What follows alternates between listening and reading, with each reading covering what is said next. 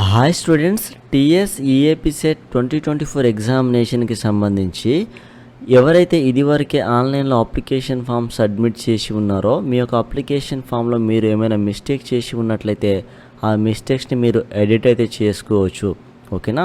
So TS EAP set అంటే TS EAMCET అనమాట. Okay.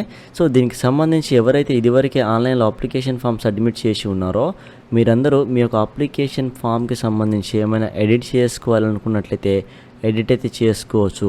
నోటిఫికేషన్లో మీరు అబ్జర్వ్ చేస్తే ఇక్కడ correction of online application data already submitted by the candidates.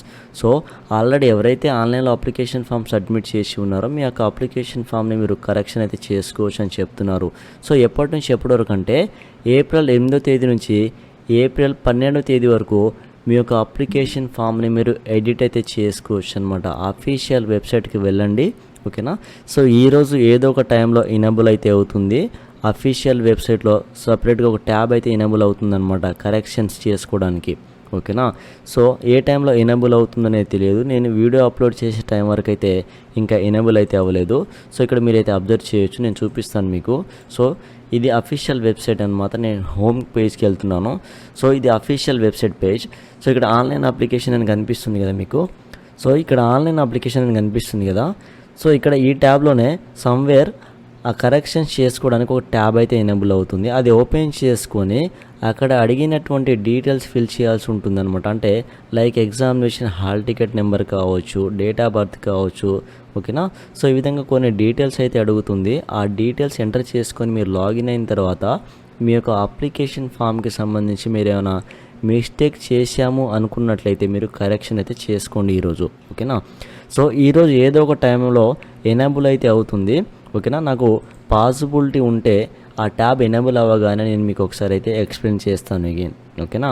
So students, ఎవరైతే ఆన్లైన్లో అప్లికేషన్ ఫామ్ సబ్మిట్ చేసే టైంలో మిస్టేక్ చేసి ఉన్నట్లయితే మీరు ఈ రోజు నుంచి అంటే ఏప్రిల్ 8వ తేదీ నుంచి ఏప్రిల్ 12వ తేదీ వరకు మీ యొక్క అప్లికేషన్ ఫామ్ని మీరు ఎడిట్ చేసుకోండి. ఓకేనా. సో అదేవిధంగా స్టూడెంట్స్, ఇప్పటివరకు ఎవరైతే ఆన్లైన్లో అప్లికేషన్ ఫామ్ సబ్మిట్ చేయలేదో విత్ లేట్ ఫీ తోటి మే 1వ తేదీ వరకు టైం అయితే ఉంది. మే 1వ తేదీ వరకు మీరైతే మీ యొక్క అప్లికేషన్ ఫామ్ని మీరు ఆన్లైన్లో సబ్మిట్ చేసుకోండి. ఓకేనా.